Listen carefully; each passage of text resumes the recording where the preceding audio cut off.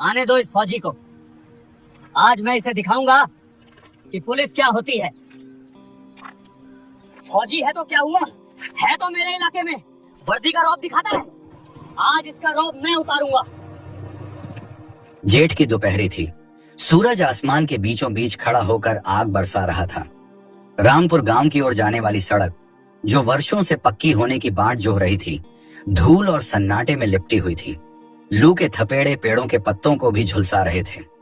आमतौर पर इस समय लोग अपने घरों के भीतर कूलर या पंखे की हवा में आराम करते थे, लेकिन रामपुर की उस मुख्य सड़क पर आज आराम हराम था। वहां दहशत का एक काला साया खड़ा था। सड़क के किनारे एक पुराने बरगद के पेड़ की छांव में एक काली Mahindra Scorpio, black Mahindra Scorpio खड़ी थी। गाड़ी के शीशे काले थे और बम्पर पर पुलिस का लाल नीला स्टिकर लगा था। गाड़ी की छत पर लगी लाल बत्ती बुझी हुई थी, लेकिन उसकी मौजूदगी ही सामने से गुजरने वालों के दिल की धड़कन बढ़ाने के लिए काफी थी। यह गाड़ी थी दरोगा ज्वाला सिंह की। ज्वाला सिंह एक ऐसा नाम जिससे पूरा थाना क्षेत्र कांपता था। वह कोई रक्षक नहीं, बल्कि वर्दी में छिपा एक भेड़िया था। उसका कद करीब 6 फीट था, पेट वर्दी से बाहर झांक रहा था और उसकी खाकी वर्दी के बटन तनाव में खींचे रहते थे। माथे पर पसीना, आंखों पर मोटा काला चश्मा और मुंह में बनारसी पान दबाए वह अपनी स्कॉर्पियो के बोनट पर टेक लगाए खड़ा था। उसके हाथ में एक बेंत थी, जिसे वह अपनी हथेली पर बार बार पटक रहा था, जैसे शिकार का इंतजार कर रहा हो। उसके साथ उसके 4 वफादार सिपाही रामदीन, सुरेश, यादव और मिश्रा भी वहां मौजूद थे। उनका काम सुरक्षा देना नहीं, बल्कि साहब के इशारे पर शिकार को घेरना था। सड़क पर बैरिकेडिंग के नाम पर लकड़ी के 2 पुराने खंभे रखे गए थे, ताकि कोई भी वाहन बिना रुके निकल न सके। अरे ओ मिश्रा, ज्वाला सिंह ने पान की पीक थूकते हुए गरजा। आज की बोहनी बहुत हल्की है। दोपहर हो गई और अभी तक जेब में सिर्फ 2000 आए हैं। क्या सारे मुर्गे आज बिलों में छिप गए हैं? हवलदार मिश्रा ने खैनी रगड़ते हुए दांत निपोड़ दिए। साहब, गर्मी बहुत है, लोग कम निकल रहे हैं, लेकिन चिंता ना करें, अभी शाम बाकी है। कोई ना कोई बड़ा आसामी तो फंसेगा ही। तभी दूर से धूल उड़ती दिखाई दी। एक पुराना ट्रैक्टर जिस पर गन्ने लदे थे, धीरे धीरे चेकपोस्ट की तरफ आ रहा था। ट्रैक्टर पर एक गरीब किसान बैठा था, जिसके चेहरे पर लाचारी और धूप की झुर्रियां थीं। ज्वाला सिंह की आंखों में चमक आ गई। उसने बेंत से इशारा किया, रोक साले को। सिपाही सुरेश और यादव चीते की तरह लपके और ट्रैक्टर के सामने खड़े हो गए। किसान ने घबराकर ब्रेक लगाया। ट्रैक्टर फत-फत करता हुआ बंद हो गया। कागज दिखा बे, सुरेश ने किसान की गिरेबान के पास हाथ ले जाते हुए कहा। किसान ने हाथ जोड़ लिए। सरकार, हम तो रामू हैं, अभी मिल पर गन्ना डालने जा रहे थे, कागज तो घर पर भूल आए। ज्वाला सिंह धीरे धीरे शेर जैसी चाल चलते हुए ट्रैक्टर के पास पहुंचा। उसने अपना काला चश्मा नाक के नीचे खिसकाया और अपनी लाल आंखें किसान पर गड़ा दी। कागज घर भूल आए, ज्वाला सिंह ने व्यंग्य से कहा। तो ट्रैक्टर सड़क पर क्यों लाए? ये सड़क तुम्हारे बाप की है? नहीं हुजूर, गलती हो गई, जाने दीजिए, बच्चे भूखे हैं, किसान गिड़गिड़ाया। ज्वाला सिंह ने एक जोरदार डंडा ट्रैक्टर के टायर पर मारा। चुप, गलती की सजा तो मिलेगी। या तो ट्रैक्टर यहीं सीज होगा या फिर 2000 रुपए का जुर्माना अभी भरना पड़ेगा। 2000? किसान की रूह कांप गई। साहब, पूरे गन्ने बेचकर भी शायद ही इतना बचे। रहम करो साहब। रहम गया तेल लेने। ज्वाला सिंह ने हवलदार को इशारा किया, उतार इसको नीचे और डाल गाड़ी में, ट्रैक्टर थाने जाएगा। अंततः उस गरीब किसान ने अपनी धोती की गांठ से मरोड़ मरोड़ कर कुछ नोट निकाले। अपनी मेहनत की कमाई को रिश्वत की आग में झोंकते हुए उसकी आंखों में आंसू थे। उसने कांपते हाथों से 500 रुपए के 3 नोट, कुल 1500 रुपए ज्वाला सिंह के हाथ में रख दिए। ज्वाला सिंह ने नोटों को सूंघा और जेब में डालते हुए कहा, जा, आज मूड अच्छा है इसलिए छोड़ रहा हूं, अगली बार कागज लेकर निकलना। किसान ट्रैक्टर लेकर चला गया, लेकिन पीछे छोड़ गया धूल और बददुआएं। ज्वाला सिंह और उसके सिपाही हंसने लगे। उन्हें इस बात का रत्ती भर भी मलाल नहीं था कि उन्होंने अभी एक गरीब का खून चूसा है। उनके लिए यह शक्ति प्रदर्शन था। ज्वाला सिंह को लगता था कि इस सड़क का भगवान वही है। एसपी ऑफिस दूर शहर में था और गांव वाले अनपढ़ गंवार थे जो कानून से डरते थे। उसे यकीन था कि उसकी सत्ता को कोई चुनौती नहीं दे सकता। स्कॉर्पियो के बोनट पर वापस आकर ज्वाला सिंह ने ठंडे पानी की बोतल खोली और मुंह से लगा ली। साहब, हवलदार यादव ने कहा, सुना है आज आर्मी की गाड़ियां इस रूट से निकलने वाली थीं। कोई एक्सरसाइज चल रही है क्या? ज्वाला सिंह ने लापरवाही से हाथ हिलाया। होगी कोई एक्सरसाइज, हमें क्या, आर्मी वाले अपने रास्ते, हम अपने रास्ते। बस इतना ध्यान रखना, कोई बड़ी गाड़ी आए तो उसे सलाम ठोक देना, और कोई आम आदमी आए तो उसका चमड़ा उधेड़ देना। यही हमारा नियम है। घड़ी की सुइयां आगे बढ़ रही थीं। सड़क पर सन्नाटा फिर से गहराने लगा था। पक्षियों की चहचहाहट भी थम गई थी, मानो प्रकृति भी किसी आने वाले तूफान का संकेत दे रही हो। ज्वाला सिंह नहीं जानता था कि जिस रास्ते पर वह शेर बना बैठा है, उसी रास्ते पर कुछ ही पलों में एक असली शेर आने वाला है। एक ऐसा तूफान जो उसकी वर्दी के घमंड को तार तार कर देगा। तभी हवा का रुख बदला। दूर, बहुत दूर एक विशेष ध्वनि गूंजी। यह किसी सामान्य मोटरसाइकिल की आवाज नहीं थी। यह एक रॉयल एनफील्ड बुलेट 350 की भारी और कड़क आवाज थी, जो किसी युद्ध के नगाड़े की तरह बज रही थी। आवाज में एक लय थी, एक अनुशासन था। हवलदार मिश्रा के कान खड़े हो गए। साहब, कोई बुलेट आ रही है, आवाज से तो तगड़ी मशीन लग रही है। ज्वाला सिंह ने अपना चश्मा ठीक किया और सड़क के उस छोर पर देखा जहां से आवाज आ रही थी। तगड़ी मशीन मतलब तगड़ा आसामी। होशियार हो जाओ, अगर कोई रईस ज्यादा हुआ तो आज की पूरी कमाई एक ही बार में हो जाएगी। धूल के गुब्बार को चीरते हुए सड़क के मोड़ से एक साया उभरा। गहरे हरे रंग की बुलेट सूरज की रोशनी में चमक रही थी। उसे चलाने वाला शख्स साधारण नहीं लग रहा था। उसकी मुद्रा सीधी थी, सीना तना हुआ था। जैसे जैसे बाइक पास आ रही थी, उसकी पहचान स्पष्ट होने लगी। सवार ने भारतीय सेना की कैमोफ्लेज वर्दी पहन रखी थी। हाथों में काले दस्ताने, पैरों में भारी डीएमएस बूट और आंखों पर एक एविएटर सनग्लास। लेकिन सबसे खास और खतरनाक चीज जो उसके कंधे पर पीछे की ओर टंगी थी, वह थी एक AK-47 राइफल। वह राइफल धूप में किसी आभूषण की तरह नहीं, बल्कि मौत के परवाने की तरह चमक रही थी। ज्वाला सिंह ने जैसे ही वर्दी और राइफल देखी, उसके चेहरे पर एक कुटिल मुस्कान आ गई। आमतौर पर पुलिस वाले फौजियों से उलझने से बचते हैं, लेकिन ज्वाला सिंह का अहंकार उसके विवेक से बड़ा था। उसने सोचा, फौजी है तो क्या हुआ, है तो मेरे इलाके में, वर्दी का रौब दिखाता है, आज इसका रौब मैं उतारूंगा। बुलेट की डुग डुग अब एकदम करीब आ चुकी थी। ज्वाला सिंह सड़क के बीचों बीच आ गया और हाथ उठाकर रुकने का इशारा किया। ओए, रोक गाड़ी, उसने चिल्लाकर कहा। बुलेट की स्पीड कम हुई। टायरों ने बजरी पर पकड़ बनाई और ठीक ज्वाला सिंह के सामने आकर बुलेट रुक गई। इंजन अभी भी चालू था। उसकी धमक ज्वाला सिंह के जूतों के नीचे महसूस की जा सकती थी। धूल थोड़ी छंटी। फौजी और दरोगा आमने सामने थे।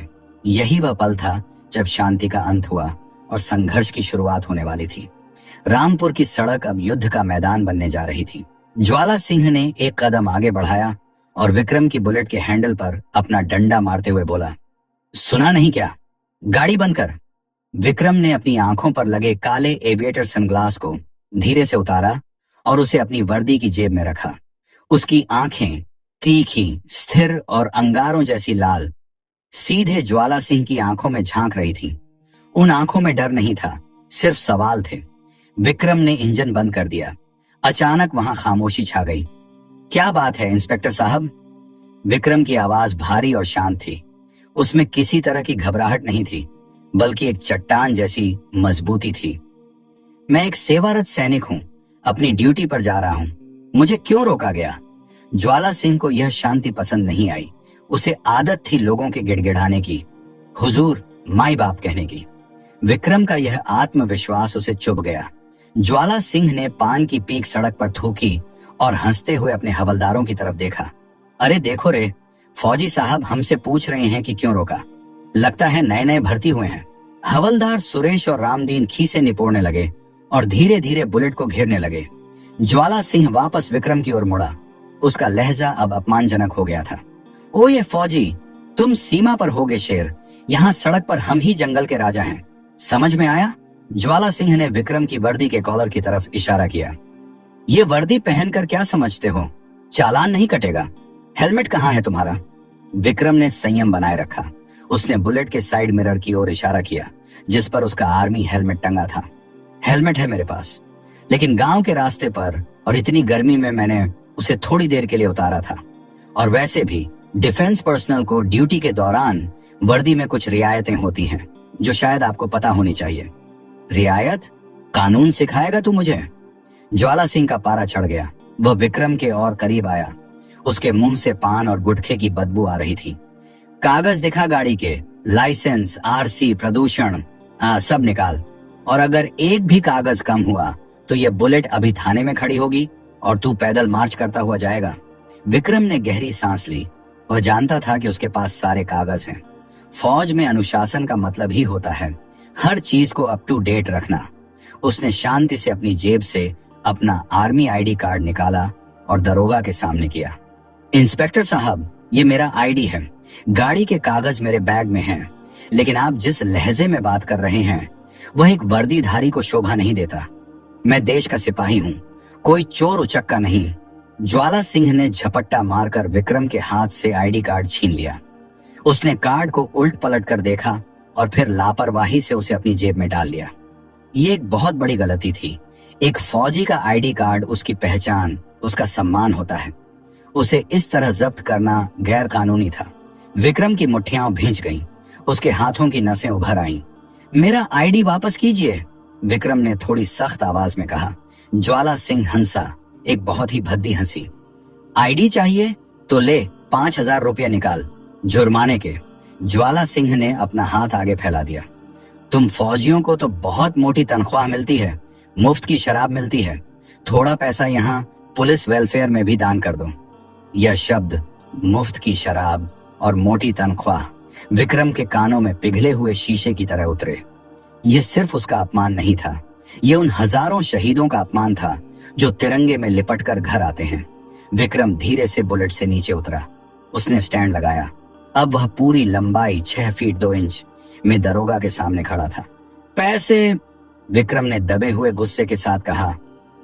मेहनत के हैं इंस्पेक्टर, हराम के नहीं हैं जो ऐसे ही लुटा दूं। चालान काटना है तो रसीद निकालिए, मैं कोर्ट में भरूंगा, लेकिन रिश्वत का 1 रुपया नहीं दूंगा। ज्वाला सिंह का अहंकार अब 7वें आसमान पर था। भरे बाजार अपने हवलदारों के सामने एक फौजी उसे ना कह रहा था। यह उसे बर्दाश्त नहीं था। रसीद मांगेगा, कोर्ट जाएगा, ज्वाला सिंह चिल्लाया। तेरी हेकड़ी अभी निकालता हूं। ज्वाला सिंह ने अपनी ताकत दिखाने के लिए बिना किसी चेतावनी के विक्रम के सीने पर दोनों हाथों से जोरदार धक्का मारा। पीछे हट साले। विक्रम, जो हमले की उम्मीद नहीं कर रहा था, 2 कदम पीछे लड़खड़ाया, लेकिन उसके फौजी जूतों ने तुरंत जमीन पकड़ ली। वह गिरा नहीं, लेकिन उस धक्के ने उस अदृश्य रेखा को पार कर लिया था जो अब तक विक्रम के गुस्से को रोके हुए थी। माहौल में तनाव इतना बढ़ गया था कि हवा भी रुक गई सी लग रही थी। पेड़ के पीछे छिपा लड़का जो अब तक सहमा हुआ था, उसने अपना मोबाइल फोन निकाल लिया था और वीडियो रिकॉर्डिंग का बटन दबा दिया था। ज्वाला सिंह ने अभी बस विक्रम के शरीर को धक्का दिया था। उसे अंदाजा नहीं था कि उसने अभी अभी एक सोए हुए ज्वालामुखी को धक्का दे दिया है। दरोगा ज्वाला सिंह द्वारा दिए गए उस जोरदार धक्के के बाद समय जैसे थम सा गया था। विक्रम ने खुद को संभाला। उसके भारी डीएमएस बूट्स ने जमीन पर पकड़ बनाई। उसने अपनी वर्दी पर जमी धूल को धीरे से झाड़ा, जैसे वह दरोगा के अस्तित्व को भी उतनी ही आसानी से झाड़ सकता हो। लेकिन उसने अभी भी हाथ नहीं उठाया। एक पैरा कमांडो को सिखाया जाता है कि हिंसा आखिरी रास्ता है, पहला नहीं। उसकी ट्रेनिंग ने उसे बारूद को छाती में दबाकर रखना सिखाया था। विक्रम ने अपनी गहरी काली आंखों से ज्वाला सिंह को देखा। अब उन आंखों में शांति नहीं, बल्कि एक ठंडी चेतावनी थी, जैसे समुद्र तूफान आने से पहले शांत हो जाता है। इंस्पेक्टर साहब, विक्रम की आवाज अब फुसफुसाहट नहीं, बल्कि गड़गड़ाहट जैसी थी। आपने अभी जो किया वह सिर्फ एक इंसान को धक्का नहीं था, आपने भारतीय सेना की वर्दी को धक्का दिया है। यह वर्दी हमें किसी नेता या पैसे से नहीं मिलती, इसे हम अपने खून से कमाते हैं। मैं आखिरी बार कह रहा हूं, मेरा आईडी वापस कीजिए और मुझे जाने दीजिए। ज्वाला सिंह को लगा कि फौजी डर गया है। उसे लगा कि उसकी वर्दी की धौंस काम कर गई है। वह और भी चौड़ा होकर हंसा। अरे वाह, शेर अब ज्ञान देने लगा। ज्वाला सिंह ने अपने हवलदारों की तरफ देखकर ताली बजाई। देख रहे हो बे, ये मुझे बता रहा है कि वर्दी की इज्जत कैसे करनी है। अबे, तेरी यह वर्दी तो बाजार में 500 रुपए की मिलती है और मेरी यह खाकी, इस पर सरकार की मुहर है। यहाँ मेरा कानून चलता है, तेरा मिलिट्री कोर्ट नहीं। ज्वाला सिंह विक्रम के बिल्कुल करीब आ गया, इतना करीब कि उसकी सांसों की दुर्गंध विक्रम को महसूस हो रही थी। सुन फौजी, ज्वाला सिंह ने विक्रम की छाती पर अपनी उंगली गड़ाते हुए कहा, तुझे क्या लगा तू बुलेट लेकर आएगा, राइफल टांग कर रौब झाड़ेगा और ज्वाला सिंह तुझे सलाम ठोकेगा? अब तू यहां से तभी जाएगा जब तू मेरे जूते पर अपनी नाक रगड़ेगा और 10,000 रुपए का जुर्माना भरेगा, वरना। उसने विक्रम के कंधे पर टंगी AK-47 की बेल्ट को खींचने की कोशिश की। वरना यह खिलौना भी जब्त हो जाएगा और तू भी अंदर जाएगा। जैसे ही ज्वाला सिंह का हाथ AK-47 के पट्टे पर पड़ा, विक्रम का सब्र का बांध टूट गया। किसी भी सैनिक के लिए उसका हथियार उसकी पत्नी से भी ज्यादा पवित्र होता है। कोई और उसे हाथ नहीं लगा सकता। बिजली सी फुर्ती इससे पहले कि ज्वाला सिंह पट्टे को खींच पाता, विक्रम का हाथ बिजली की गति से चला। उसने ज्वाला सिंह की कलाई पकड़ ली। वह पकड़ किसी इंसानी हाथ की नहीं, बल्कि लोहे के शिकंजे जैसी थी। विक्रम की उंगलियां दरोगा की कलाई की नसों पर दब गईं। ज्वाला सिंह के मुंह से चीख निकल गई। उसे लगा जैसे उसकी हड्डी चरमरा गई हो। विक्रम ने शांत लेकिन बर्फीली आवाज में कहा, हथियार से दूर रहो इंस्पेक्टर, ये हाथ तोड़ने में मुझे 1 सेकंड भी नहीं लगेगा। उसने ज्वाला सिंह का हाथ झटक दिया। दरोगा दर्द से कराहता हुआ 2 कदम पीछे जा गिरा। उसका चश्मा जमीन पर गिरकर टूट गया। यह दृश्य देखकर चारों हवलदार सन्न रह गए। उनके साहब को किसी ने हाथ लगाने की जुर्रत की थी? मारो, मारो साले को! ज्वाला सिंह ने जमीन पर पड़े पड़े चिल्लाया। उसका चेहरा अपमान और गुस्से से लाल हो चुका था। क्या देख रहे हो? भून दो इसको, इसने पुलिस पर हाथ उठाया है। चारों हवलदार सुरेश, रामदीन, यादव और मिश्रा अपनी लाठियां निकालकर विक्रम की ओर लपके, लेकिन वे यह भूल गए थे कि वे किससे उलझ रहे हैं। वे गांव के निहत्थे किसानों को पीटने के आदी थे। उनका सामना आज एक अनआर्म्ड कॉम्बैट एक्सपर्ट से था। पहला हवलदार सुरेश लाठी लेकर विक्रम के सिर पर वार करने आया। विक्रम अपनी जगह से इंच भर भी नहीं हिला। जैसे ही लाठी नीचे आई, विक्रम ने अपना बायां हाथ ऊपर उठाकर लाठी को हवा में ही ब्लॉक किया और दाहिने हाथ से सुरेश की छाती पर एक हल्की सी पाम स्ट्राइक दी। सुरेश सांस के लिए तड़पता हुआ पीछे जा गिरा। दूसरा और तीसरा हवलदार एक साथ आए। विक्रम ने फुर्ती से चकमा दिया। उसने एक हवलदार का हाथ मरोड़ा और दूसरे को धक्का देकर पहले वाले के ऊपर ही गिरा दिया। उसने अपनी AK-47 को हाथ भी नहीं लगाया था और न ही किसी को गंभीर चोट पहुंचाई थी। वह सिर्फ अपना बचाव कर रहा था, जैसे कोई बड़ा भाई शरारती बच्चों को हटा रहा हो। महज 10 सेकंड में चारों हवलदार धूल चाट रहे थे। वे घायल कम, डरे हुए ज्यादा थे। उन्हें समझ आ गया था कि यह आदमी लोहा है। विक्रम अब भी अपनी जगह स्थिर खड़ा था। उसकी सांसें भी नहीं फूली थीं। उसने अपनी जैकेट ठीक की। पिस्तौल का निकलना ज्वाला सिंह अब खड़ा हो चुका था। अपनी टीम की यह दुर्गति और अपनी बेइज्जती ने उसे पागल कर दिया था। उसका विवेक पूरी तरह मर चुका था। उसे अब परिणाम की चिंता नहीं थी, उसे बस बदला लेना था। तूने मेरे आदमियों को मारा? ज्वाला सिंह कांपती आवाज में गुर्राया। अब तू नहीं बचेगा। अब तेरा कोर्ट मार्शल नहीं, तेरा अंतिम संस्कार होगा। ज्वाला सिंह का हाथ अपनी कमर पर बंधे होल्स्टर पर गया। विक्रम की तेज नजरों ने उस हरकत को भांप लिया। उसने चेतावनी दी, इंस्पेक्टर, वह गलती मत करना, हाथ ऊपर रखो। लेकिन ज्वाला सिंह ने नहीं सुना। उसने झटके से अपनी सर्विस रिवॉल्वर निकाली। माहौल में सन्नाटा पसर गया। पेड़ों पर बैठे पक्षी भी उड़ गए। ज्वाला सिंह ने कांपते हाथों से रिवॉल्वर का घोड़ा चढ़ाया और नली सीधी विक्रम के माथे की ओर तान दी। दूरी मुश्किल से 6 कदम की थी। अब बोल। ज्वाला सिंह पागलों की तरह हंसा। अब दिखा अपनी कराटेबाजी। एक गोली और तेरा सारा फौजी पना यहीं ढेर हो जाएगा। घुटनों पर बैठ जा, अभी के अभी घुटनों पर बैठ। विक्रम की आंखों में अब कोई चेतावनी नहीं थी। अब वहां सिर्फ एक निर्णय था। एक सैनिक के ऊपर जब बंदूक तन जाती है तो उसके लिए सामने वाला व्यक्ति नागरिक या पुलिस वाला नहीं रहता, वह शत्रु बन जाता है। विक्रम ने अपने दोनों हाथ धीरे धीरे ऊपर उठाए, लेकिन यह सरेंडर नहीं था। यह एक टैक्टिकल पोजीशन थी। उसका दाहिना हाथ धीरे धीरे अपने कंधे के पास जा रहा था, जहां उसकी AK-47 की स्लिंग थी। इंस्पेक्टर, विक्रम ने बहुत ही धीमी और स्पष्ट आवाज में कहा, तुमने बंदूक तान कर रूल्स ऑफ एंगेजमेंट बदल दिए हैं। अब तक मैं एक नागरिक की तरह बात कर रहा था, लेकिन अब तुम एक खतरा हो। चुप! ज्वाला सिंह चिल्लाया। उसकी उंगली ट्रिगर पर कसने लगी थी। मैं 3 तक गिनूंगा। अगर तू नहीं झुका तो मैं गोली चला दूंगा। एक पेड़ के पीछे खड़ा लड़का जो वीडियो बना रहा था, उसका दिल जोर जोर से धड़क रहा था। उसे लगा कि आज अनर्थ होने वाला है। कैमरा कांप रहा था, लेकिन रिकॉर्डिंग चालू थी। 2! ज्वाला सिंह ने चीखा। विक्रम की आंखों ने एक पल में सब कुछ कैलकुलेट कर लिया। हवा की गति, दूरी, दरोगा का कांपता हाथ और अपनी राइफल की स्थिति। 3! इससे पहले कि ज्वाला सिंह 3 पूरा बोल पाता और ट्रिगर दबा पाता, विक्रम ने वह किया जिसके लिए उसे सालों तक प्रशिक्षित किया गया था। हवा थम चुकी थी। दरोगा ज्वाला सिंह के मुंह से 3 शब्द निकलते ही उसका कांपता हुआ हाथ ट्रिगर दबाने ही वाला था। एक आम इंसान उस पल में डर से जम जाता या भागने की कोशिश करता, लेकिन विक्रम आम इंसान नहीं था। उसे ऐसी स्थितियों के लिए ही तैयार किया गया था जहां जीवन और मृत्यु के बीच का फैसला मिलीसेकंड में होता है। जैसे ही ज्वाला सिंह की उंगली ट्रिगर पर कसी, विक्रम का शरीर किसी स्प्रिंग की तरह हरकत में आया। विक्रम ने अपने घुटनों को हल्का सा मोड़ा और बिजली की गति से अपने ऊपरी शरीर को दाईं ओर झुकाया। ज्वाला सिंह की रिवॉल्वर से एक धमाका हुआ। धाएं!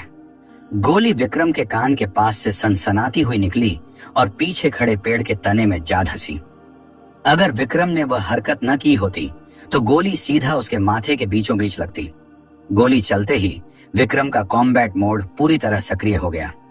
उसी 1 सेकंड के भीतर विक्रम ने अपने दाहिने हाथ से अपनी AK-47 की पिस्टल ग्रिप थामी और बाएं हाथ से बैरल को झटका दिया। स्लिंग पट्टा उसके गले के चारों ओर घूमा और राइफल जो अब तक उसकी पीठ पर थी, हवा में लहराती हुई सीधा उसके सामने आ गई। माहौल में एक बहुत ही विशिष्ट और खौफनाक आवाज गूंजी, खटाक। यह आवाज थी राइफल के सेफ्टी कैच को सेफ से ऑन ऑटो पर करने की। अगले ही पल AK-47 का काला ठंडा मुहाना दरोगा ज्वाला सिंह की छाती के ठीक बीच में तना हुआ था। ज्वाला सिंह, जो अभी दूसरी गोली चलाने की सोच रहा था, उसकी नजर सामने तनी उस मशीन गन पर पड़ी। उसकी रिवॉल्वर AK-47 के सामने किसी खिलौने जैसी लग रही थी। विक्रम की उंगली ट्रिगर पर थी। उसकी आंखें अब ज्वाला सिंह की आंखों में नहीं, बल्कि टारगेट पर थीं। हथियार नीचे। विक्रम की आवाज में शेर की दहाड़ थी, इतनी तेज और कड़क कि वहां मौजूद हर शख्स की रूह कांप गई। Drop it! ज्वाला सिंह का पूरा शरीर कांपने लगा। उसने अपने सामने साक्षात मौत को खड़े देखा। उसे एहसास हो गया कि अगर उसने अब उंगली हिलाई तो उसके शरीर के चिथड़े उड़ने में 1 सेकंड भी नहीं लगेगा। AK-47 1 मिनट में 600 गोलियां दाग सकती थी। ज्वाला सिंह के पास बचने का कोई मौका नहीं था। थक! ज्वाला सिंह के हाथ से रिवॉल्वर छूटकर सड़क पर गिर गई। वह घुटनों के बल गिर पड़ा। उसका अहंकार, उसकी हेकड़ी, सब उस एक पल में धूल में मिल गए। चारों हवलदार जो पहले ही पिट चुके थे, अब हाथ ऊपर करके बुतों की तरह खड़े थे। वे अपनी सांसें भी जोर से लेने से डर रहे थे। विक्रम ने अपनी राइफल नीचे नहीं की। वह सतर्क था। उसने एक कदम आगे बढ़ाया और अपनी बूट की ठोकर से रिवॉल्वर को दूर सड़क के किनारे फेंक दिया। खड़े हो जाओ इंस्पेक्टर, विक्रम ने आदेश दिया। ज्वाला सिंह लड़खड़ाते हुए खड़ा हुआ। उसके चेहरे से पसीना नदी की तरह बह रहा था।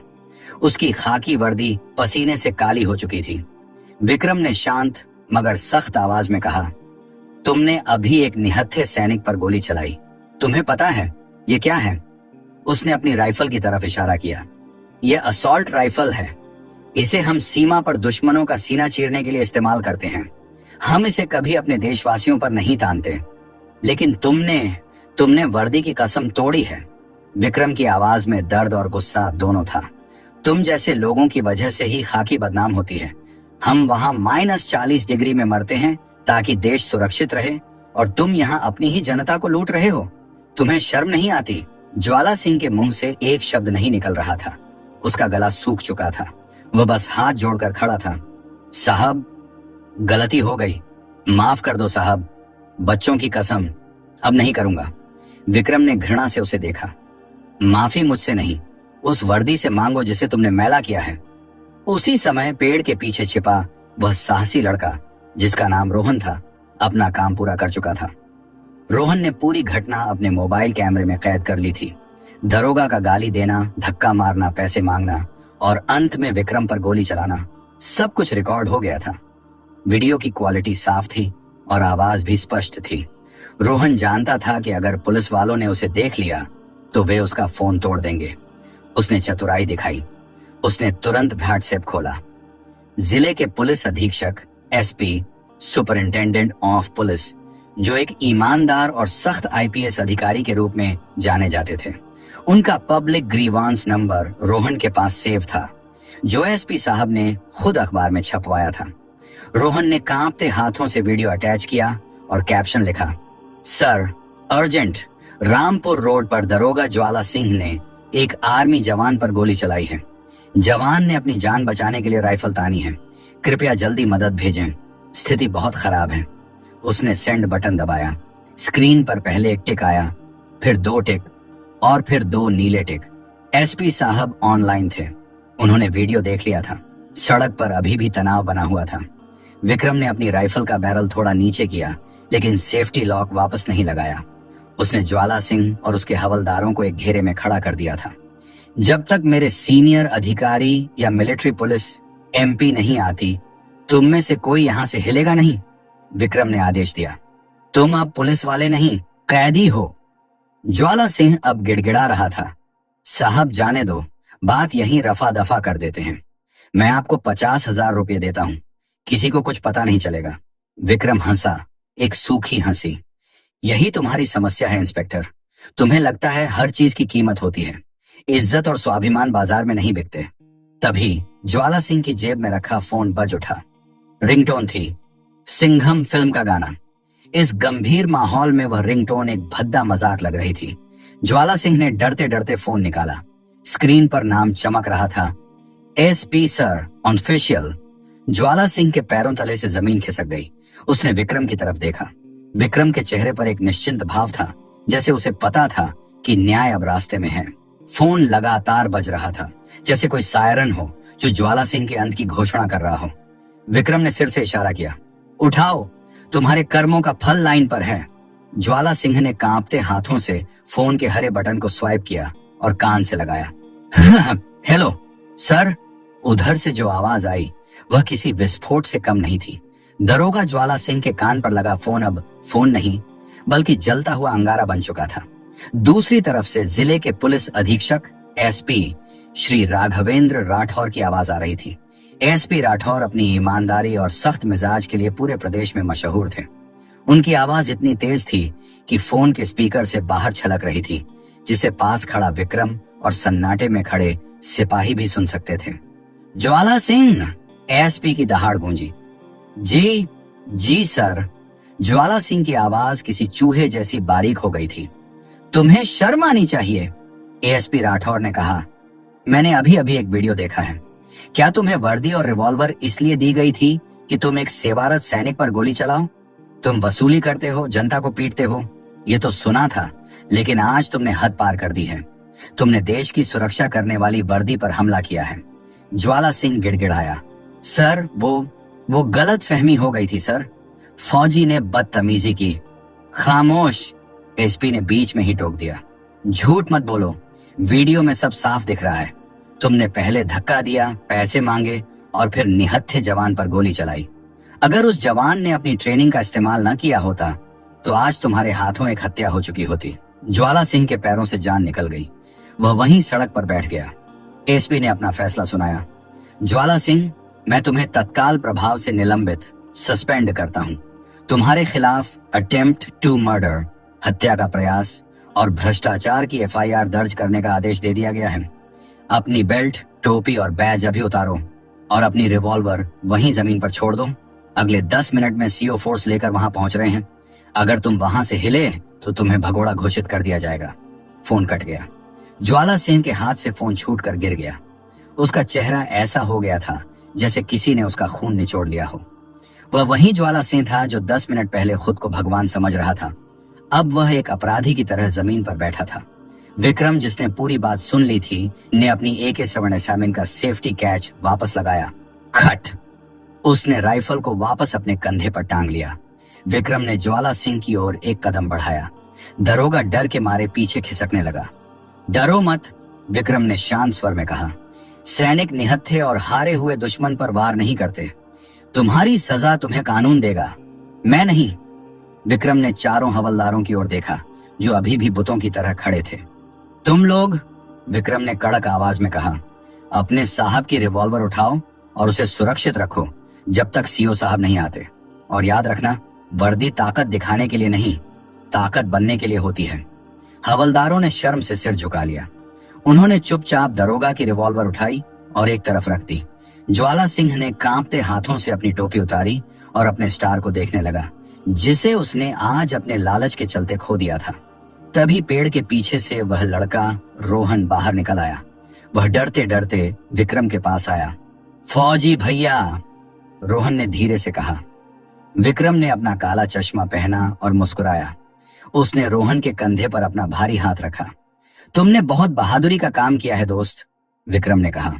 अगर तुम वीडियो नहीं बनाते तो शायद सच्चाई कभी सामने नहीं आती। असली सिपाही तुम हो। रोहन का सीना गर्व से चौड़ा हो गया। गांव के जो लोग अब तक दूर खड़े तमाशा देख रहे थे, वे भी अब हिम्मत करके पास आ गए। उन्होंने दरोगा को कोसना शुरू कर दिया और फौजी के सम्मान में नारे लगाने लगे। भारतीय सेना जिंदाबाद, भारत माता की जय। दूर से पुलिस सायरन की आवाज सुनाई देने लगी। सीओ साहब की गाड़ी आ रही थी ज्वाला सिंह को गिरफ्तार करने। विक्रम ने अपनी घड़ी देखी। उसे देर हो रही थी। उसने अपनी बुलेट पर वापस पैर जमाया, चाबी घुमाई और किक मारी। धुड़ धुड़ धुड़ धुड़। रॉयल एनफील्ड का इंजन फिर से जाग उठा। वह आवाज अब जीत का संगीत लग रही थी। विक्रम ने गांव वालों और रोहन की तरफ देखकर एक थम्स अप किया। फिर उसने अपनी बुलेट को गियर में डाला। जैसे ही वह आगे बढ़ा, उसने एक आखिरी बार ज्वाला सिंह की तरफ देखा, जो अब एक साधारण अपराधी की तरह सिर झुकाए बैठा था। विक्रम ने मन ही मन सोचा, हथियार खतरनाक नहीं होते, खतरनाक होती है वो नीयत जो उसे चलाती है। बुलेट धूल उड़ाती हुई आगे बढ़ गई। पीछे रह गया एक सबक कि जब वर्दी का अहंकार और वर्दी का सम्मान टकराते हैं तो जीत हमेशा सम्मान की होती है। रामपुर की सड़क पर अब सन्नाटा नहीं था, बल्कि वहां न्याय की एक नई हवा बह रही थी। दोस्तों, मेरा मानना है कि जब हम समाज में कुछ गलत होते हुए देखते हैं और फिर भी आंखें मूंद लेते हैं, तो वह भी एक तरह की कायरता है। मेरे हिसाब से असली हीरो वही होता है जो गलत को देखकर रुकता है, आवाज उठाता है और उसे सुधारने की कोशिश करता है। दोस्तों, अगर मेरी यह सोच आपको सही लगी हो और वीडियो पसंद आया हो तो एक लाइक करें और चैनल को सब्सक्राइब करें। जय हिंद।